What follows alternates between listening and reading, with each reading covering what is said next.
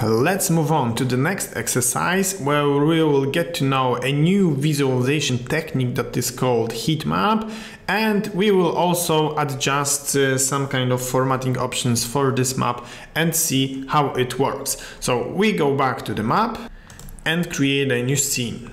This time we would like to see the data on its lowest granular level in our database, which is the city, but we will use the heatmap visualization type to show where the sales is. If you keep it like this, every row of the data calculates as one, but we are interested in analyzing quantity this time to see where we sold most. Once again, this technique is useful, especially when you use the flat map that I would like to turn on now. And you can see also on the legend that we start selling from one piece and almost 1000 in some of the cities. The map is quite empty at the moment, so you can play around with the layer options to change, for example, radius of influence if necessary, or you can also increase the color scale to highlight more the places where we sold most. If you now zoom in, you will see that this color scale is starting to recalculating, but you can also log the current state so that when you zoom in to some of the area,